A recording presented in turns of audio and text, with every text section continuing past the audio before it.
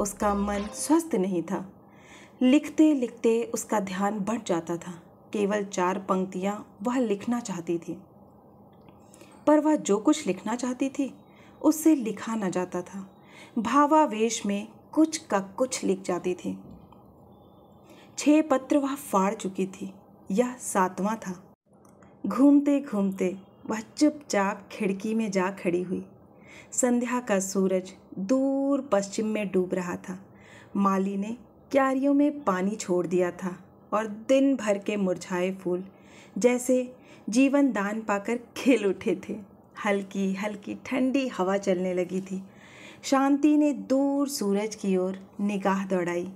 पीली पीली सुनहरी किरणें जैसे डूबने से पहले उन छोटे छोटे बच्चों के खेल में जी भर हिस्सा लेना चाहती हूँ, जो सामने के मैदान की हरी भरी घास पर उन्मुक्त खेल रहे थे। सड़क पर 2 कमीन युवतियाँ हंसती चुहले करती उछलती कूदती चली जा रही थीं। शांति ने एक दीर्घ निश्वास छोड़ा और मुड़कर उसने अपने इर्द गिर्द एक थकी हुई निगाह दौड़ाई। छत पर बड़ा पंखा धीमी आवाज़ से अनवरत चल रहा था। दरवाज़ों पर भारी पर्दे हिल रहे थे और भारी कोच और उन पर रखे हुए रेशमी गद्दे, गलीचे और दरमियान में रखे हुए छोटे छोटे अठकोने मेज और उन पर पीतल के नन्हे नन्हे हाथी और फूलदान। और उसने अपने आप को उस पक्षी सा महसूस किया जो विशाल स्वच्छंद आकाश के नीचे खुली स्वतंत्र हवा में आम की डाली से बंधे हुए पिंजरे में लटक रहा हो। तभी नौकर उसके छोटे लड़के को जैसे बरबस खींचता सा लाया। धोबी की लड़की के साथ वह खेल रहा था। आव देखा न ताव, और शांति ने लड़के को पीट दिया। क्यों? तू उन कमीनों के साथ खेलता है? क्यों खेलता है तू, इतने बड़े बाप का बेटा होकर? और उसकी आवाज़ चीख की हद को पहुंच गई। हैरान से खड़े नौकर ने बढ़कर जबरदस्ती बच्चे को छुड़ा लिया। शांति जाकर धम से कोच में धंस गई और उसकी आंखों से अनायास ही आंसू बह निकले। तब वहीं बैठे बैठे उसकी आंखों के सामने अतीत के कई चित्र फिर गए। उसके पति तब लॉन्ड्री का काम करते थे, बाइबल सोसाइटी के सामने, जहां आज एक दंदान साज बड़े धड़ल्ले से लोगों के दांत उखाड़ने में निमग्न रहते हैं। उनकी लॉन्ड्री थी। आय अच्छी थी पर खर्च भी कम न था। 35 रुपया तो दुकान का किराया ही देना पड़ता था, और फिर कपड़े धोने और इस्त्री करने के लिए जो तबेला ले रखा था उसका किराया अलग था। इसके अतिरिक्त धोबियों को वेतन, कोयले, मसाला और 100 दूसरे पचड़े। इस सब खर्च की व्यवस्था के बाद जो थोड़ा बहुत बचता था उससे बड़ी कठिनाई के साथ घर का खर्च चलता था। और घर उन्होंने दुकान के पीछे ही महीलाल स्ट्रीट में ले रखा था। महीलाल स्ट्रीट जैसी अब है वैसी ही तब भी थी। मकानों का रूप यद्यपि इन 10 वर्षों में कुछ बदल गया है, किंतु मकानों में कुछ अधिक अंतर नहीं आया। अब भी इस इलाके में कमीन बसते हैं और तब भी बसते थे। सील भरी अंधेरी कोठरियां चमारों, दीवारों और शुद्ध हिंदुओं का निवास स्थान थी।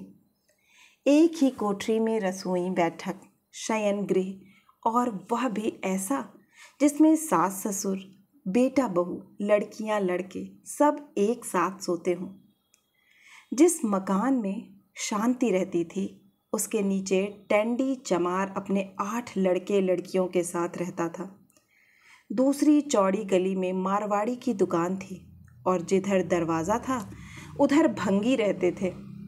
उनके दरवाजे से जरा ही परे भंगियों ने तंदूर लगा रखा था, जिसका धुआं सुबह शाम उनकी रसोई में आ जाया करता था, जिससे शांति को प्रायः रसोई की खिड़की बंद रखनी पड़ती थी। दिन रात वहाँ चारपाई बिछी रहती थी और कपड़ा बचाकर निकलना प्रायः असंभव होता था।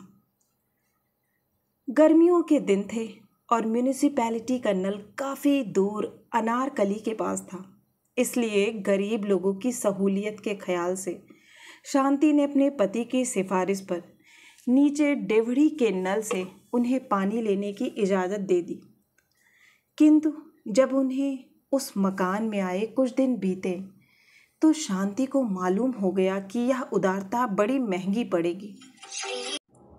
एक दिन जब उसके पति नहाने के बाद साबुन की डिबिया नीचे ही भूल आए और शांति उसे उठाने गई तो उसने उसे नदारद पाया। फिर कुछ दिन बाद तौलिया गायब हो गया और इसी तरह दूसरे तीसरे कोई न कोई चीज़ गुम होने लगी। हार कर एक दिन शांति ने अपने पति के पीछे पड़कर नल की टोटी पर लकड़ी का छोटा सा बक्सा लगवा दिया और चाबी उसकी अपने पास रख ली। दूसरे दिन जब एक ही धोती से शरीर ढांपे वह पसीने से निचुड़ती हुई चूल्हे के आगे बैठी रोटी की व्यवस्था कर रही थी तो उसने अपने सामने एक काली सी लड़की को खड़ी पाया। लड़की उसकी समवयस्क ही थी। रंग उसका बेहद काला था और शरीर पर उसने अत्यंत मैली कुचैली धोती और बंडी पहन रखी थी। वह अपने गहरे काले बालों में सरसों ही का तेल डालती होगी क्योंकि उसके मस्तक पर बालों के नीचे पसीने के कारण तेल में मिली हुई मैल की एक रेखा बन रही थी। चौड़ा सा मुंह और चपटी सी नाक शांति के हृदय में क्रोध और घृणा का तूफान उमड़ आया। आज तक घर में जमादारिन के अतिरिक्त नीचे रहने वाली किसी कमीन लड़की को ऊपर आने का साहस न हुआ था और ना स्वयं ही उसने किसी से बातचीत करने की कोशिश की थी। लड़की मुस्कुरा रही थी और उसकी आंखों में विचित्र सी चमक थी। क्या बात है? जैसे आंखों ही आंखों में शांति ने क्रोध से पूछा। तनिक मुस्कुराते हुए लड़की ने प्रार्थना की कि बीबी जी पानी लेना है। हमारा नल भंगी चमारों के लिए नहीं, हम भंगी हैं न चमार। फिर कौन हो? मैं बीबी जी, सामने के मंदिर के पुजारी की लड़की। लेकिन शांति ने आगे ना सुना था। उसे लड़की से बातें करते करते घिन आती थी। धोती के छोर से चाबी खोलकर उसने फेंक दी। इस काले कलूटे शरीर में दिल काला न था और शीघ्र ही शांति को इस बात का पता चल गया। रोज ही पानी लेने के वक्त चाबी के लिए घूमती आती। गली में पूर्बिया का जो मंदिर था वह उसके पुजारी की लड़की थी। अमीरों के मंदिरों के पुजारी भी मोटरों में घूमते हैं। यह मंदिर था गरीब पूर्बियों का, जिनमें प्रायः सब चौकीदार, चपरासी, साइस अथवा मजदूर थे। पुजारी का कुटुंब भी खुली गली के एक ओर भंगियों की चारपाई के सामने सोता था और जब रात को कोई तांगा उधर गुजरता तो प्रायः किसी न किसी की चारपाई उसके साथ घिसटती हुई चली जाती। मंदिर में कुआं तो था, पर जब से इधर नल आया उस पर डोल और रस्सी कभी ही रही और फिर जब समीप ही किसी की डेवढ़ी के नल से पानी मिल जाए तो कुएं पर बाजू तोड़ने की क्या ज़रूरत है। इसलिए गोमती पानी लेने और कुछ पानी लेने के बहाने बातें करने रोज ही सुबह शाम आ जाती। बटलोही नल के नीचे रखकर, जिसमें सदैव पान के कुछ पत्ते तैरा करते, वह ऊपर चली आती और फिर बातों बातों में भूल जाती कि वह पानी लेने आई है और उस समय तक ना उठती जब तक उसकी बुढ़िया दादी गली में अपनी चारपाई पर बैठी हुई चीख चीख कर गालियाँ देती हुई उसे न पुकारती। इसका यह मतलब नहीं कि इस बीच में शांति और गोमती में मित्रता हो गई थी। हाँ, इतना अवश्य हुआ कि शांति जब रसोई में खाना बनाती अथवा अंदर कमरे में बैठी कपड़े सीती तो उसको गोमती का सीढ़ियों में बैठकर बातें करना बुरा नहीं लगता था। कई तरह की बातें होती, मोहल्ले के भंगियों की बातें, चमारों के घरेलू झगड़ों की बातें और फिर कुछ गोमती की निजी बातें। इस बीच में शांति को मालूम हो गया कि गोमती का विवाह हुए वर्षों बीत चुके हैं, पर उसने अपने पति की सूरत नहीं देखी। बेकार है, इसलिए ना वह उसे लेने आता है और ना उसके पिता उसे उसके साथ भेजते हैं। कई बार छेड़ने की गर्ज से या कई बार मात्र आनंद लेने की गर्ज से ही शांति उससे उसके पति के संबंध में और उसके अपने मनोभावों के संबंध में प्रश्न पूछती। उत्तर देते समय गोमती शर्मा जाती थी, किंतु इतना सब होते हुए भी उसकी जगह वहीं सीढ़ियों में ही बनी रही।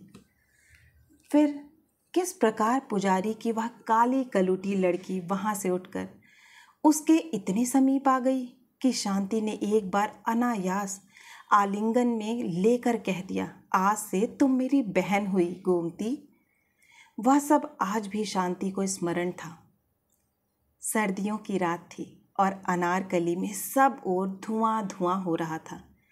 ऐसा प्रतीत होता था जैसे लाहौर के समस्त तंदूरों, होटलों, घरों और कारखानों से सारे दिन उठने वाले धुएं ने सांझ होते ही इकट्ठे होकर अनारकली पर आक्रमण कर दिया हो।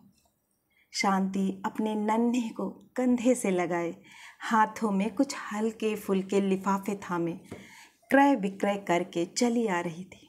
वह कई दिन के अनुरोध के बाद अपने पति को इधर ला सकी थी और उन्होंने जी भर खाया पिया और खरीद किया था। अनारकली के मध्य बंगाली रसगुल्ले की जो दुकान है, वहाँ से रसगुल्ले खाने को शांति का बड़ा मन होता था, पर उसके पति को कभी इतनी फुर्सत ही ना हुई थी कि वहाँ तक सिर्फ रसगुल्ले खाने के लिए जा सकें। अस्पताल रोड के सिरे पर हलवाई के साथ चाट वाले की जो दुकान है, वहाँ से चाट खाने को शांति की बड़ी इच्छा थी, पर चाट ऐसी निकम्मी चीज़ खाने के लिए काम छोड़कर जाने का अवकाश शांति के पति के पास कहाँ। कई दिनों से वह अपने उम्मी के लिए कुछ गर्म कपड़ों के टुकड़े खरीदना चाहती थी।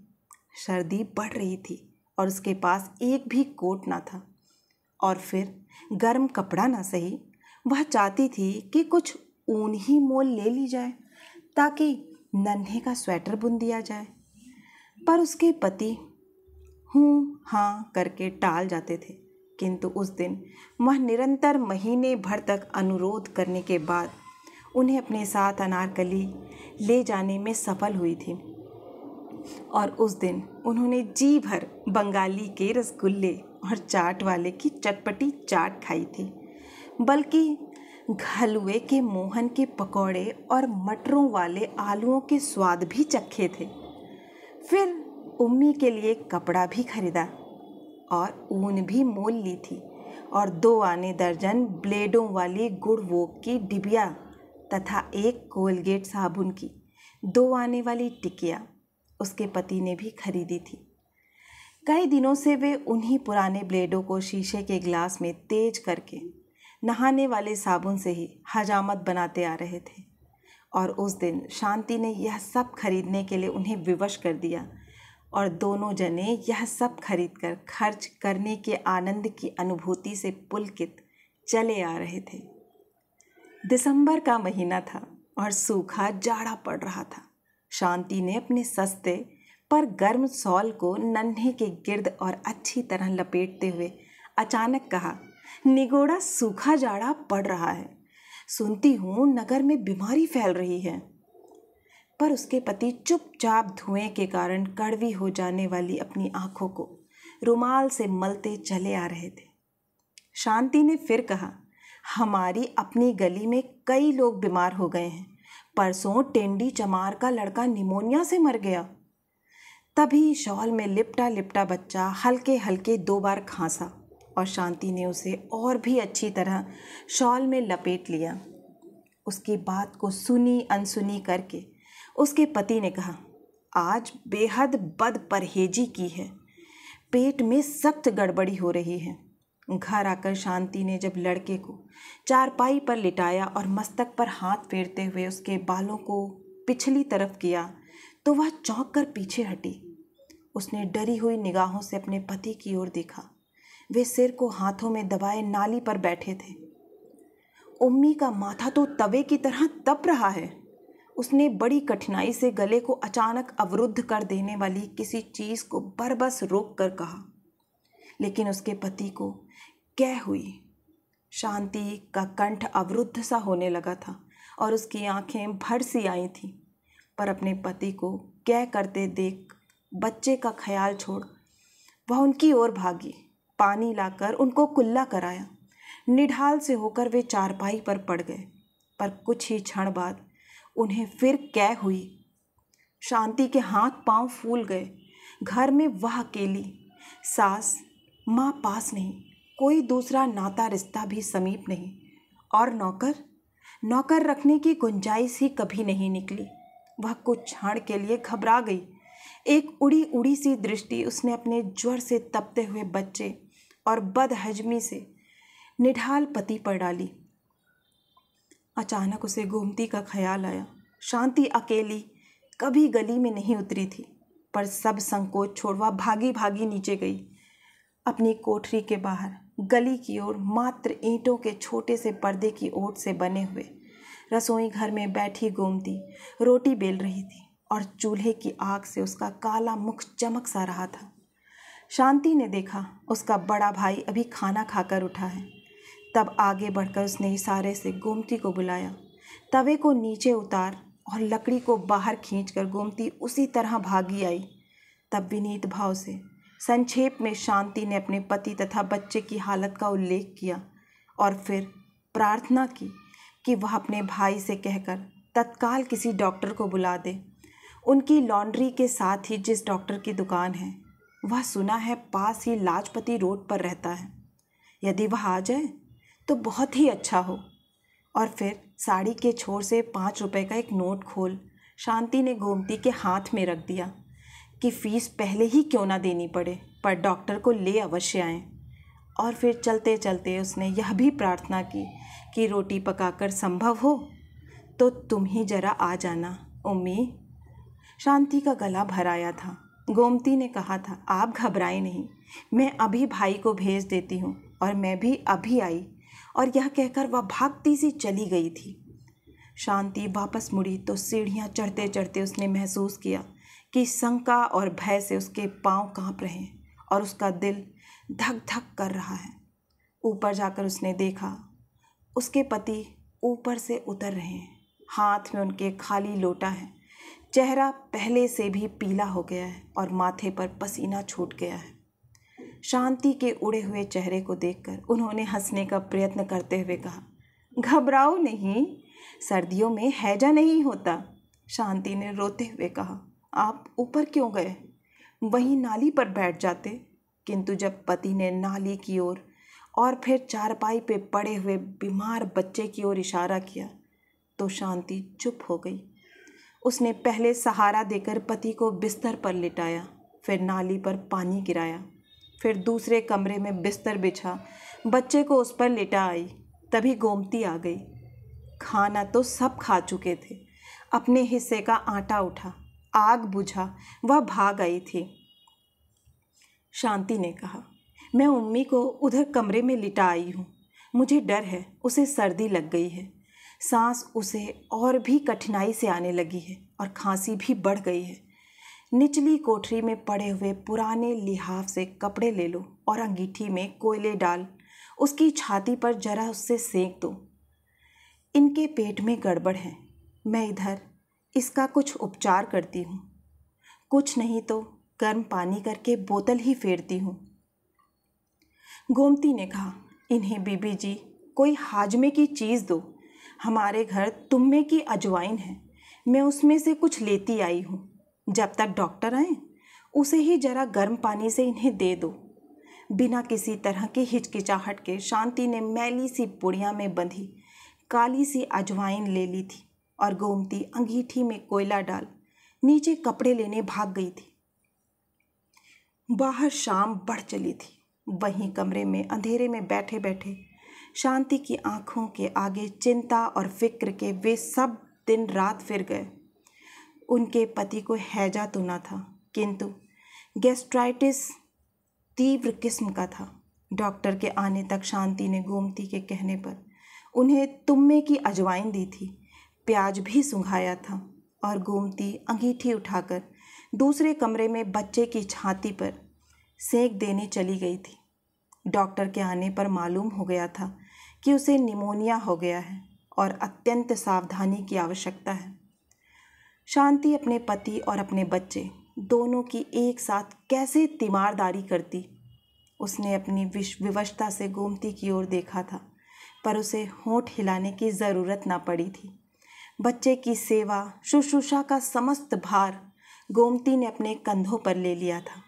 शांति को मालूम भी ना हुआ था कि वह कब घर जाती है, कब घर वालों को खाना खिलाती है या खाती है, या खिलाती खाती भी है या नहीं। उसने तो जब देखा उसे छाया की भांति बच्चे के पास पाया। कई दिन तक एक ही जून खाकर गोमती ने बच्चे की तीमारदारी की थी। दोपहर का समय था। उसके पति दुकान पर गए हुए थे। उम्मी को भी अब आराम था और वह उसकी गोद से लगा सोया पड़ा था और उसके पास ही फर्श पर टाट बिछाए गोमती पुराने ऊन के धागों से स्वेटर बुनना सीख रही थी। इतने दिनों की थकी हारी उनींदी शांति की पलकें धीरे धीरे बंद हो रही थी। वह उन्हें खोलती थी पर वे फिर बंद हो जाती थी। आखिर वह वैसी ही पड़ी पड़ी सो गई थी। जब वह फिर उठी तो उसने देखा उम्मी रो रहा है और गोमती उसे बड़े प्यार से सुरीली आवाज़ में थपक थपक कर लोरी दे रही है। शांति ने फिर आंखें बंद कर ली। उसने सुना गोमती धीमे धीमे स्वर से गा रही थी। आरी कक्को जारी कक्को जंगल पक्को बेर, भैया हाथे ढेला चिड़िया उड़े जा। और फिर आरी चिड़ैया दो पपड़ पकाए जा, भैया हाथे ढेला चिड़ैया उड़े जा। बच्चा चुप कर गया था। लोरी खत्म करके उसने बच्चे को गले से लगाकर चूम लिया। शांति ने अर्ध निमीलित आंखों से देखा। बच्चे के पीले जर्द सूखे से मुख पर गोमती का काला स्वस्थ मुख झुका हुआ है। सुख के आंसू उसकी आंखों में उमड़ आए। उसने उठकर गोमती से बच्चे को ले लिया था और जब वह फिर टाट पर बैठने लगी थी तो दूसरे हाथ से शांति ने उसका हाथ पकड़ चारपाई पर बिठाते हुए उसे अपने बाजू से बांध लिया था और कहा था, आज से तुम मेरी बहन हुई गोमती। आंखें बंद किए शांति इन्हीं स्मृतियों में गुम थी।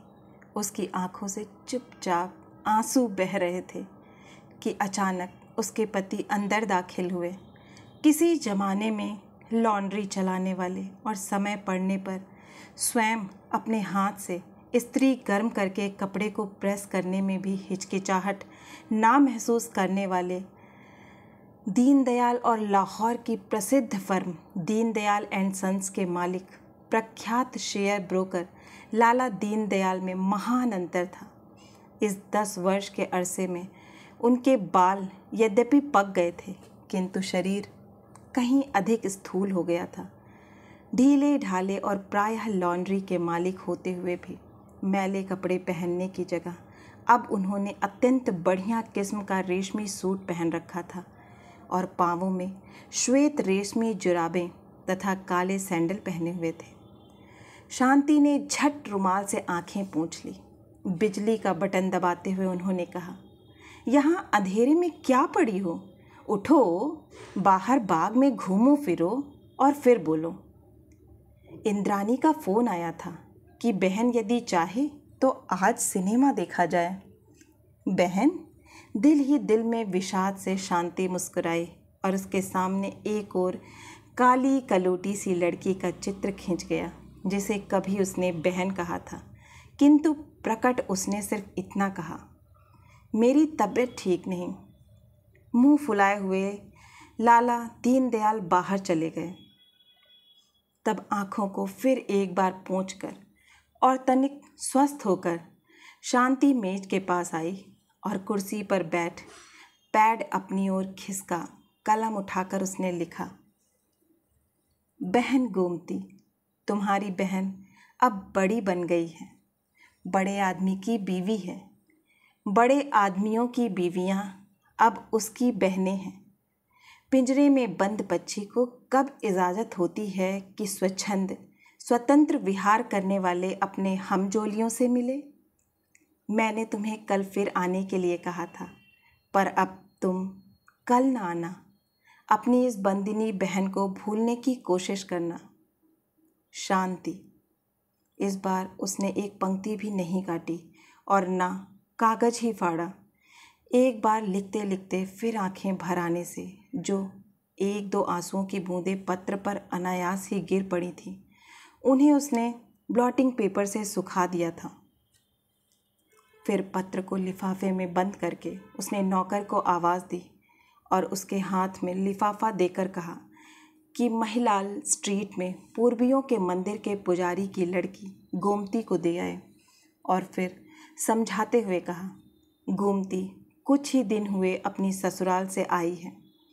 पत्र लेकर नौकर चला ही था कि शांति ने उसे फिर आवाज़ दी और पत्र उसके हाथ से लेकर फाड़ डाला।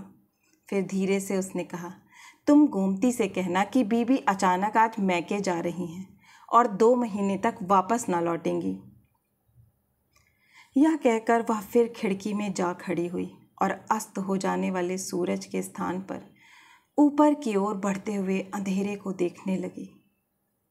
बात इतनी ही थी कि आज दोपहर को जब वे ब्रिज खेल रहे थे तब नौकर ने आकर खबर दी थी कि महिलाल स्ट्रीट के पुजारी की लड़की गोमती आई है।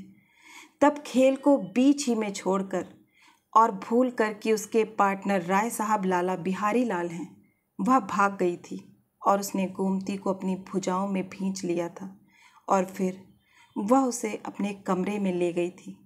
तब दोनों में बहुत देर तक अपने दुख सुख की बातें करती रही थी। शांति ने जाना था कि किस प्रकार गोमती का पति काम करने लगा, उसे ले गया और उसे 4 बच्चों की माँ बना दिया। और गोमती ने उम्मी का और दूसरे बच्चों का हाल पूछा था। लाला दीनदयाल इस बीच में कई बार बुलाने आए थे पर वह न गई और जब दूसरे दिन आने का वादा लेकर उसने गोमती को विदा किया था तो उसके पति ने कहा था, तुम्हें शर्म नहीं आती? उस उजड्ड और गंवार औरत को लेकर तुम बैठी रही, तुम्हें मेरी इज्जत का ज़रा भी ख्याल नहीं। उसे बगल में लिए उन सबके सामने से गुजर गई। राय साहब और उनकी पत्नी हंसने लगे और आखिर प्रतीक्षा कर करके चले गए।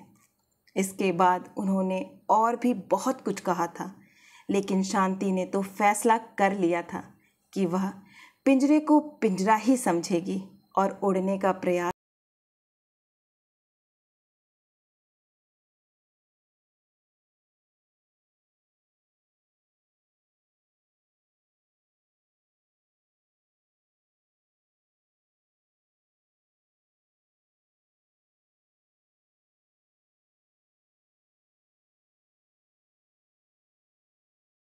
आप सभी का सुनने के लिए बहुत बहुत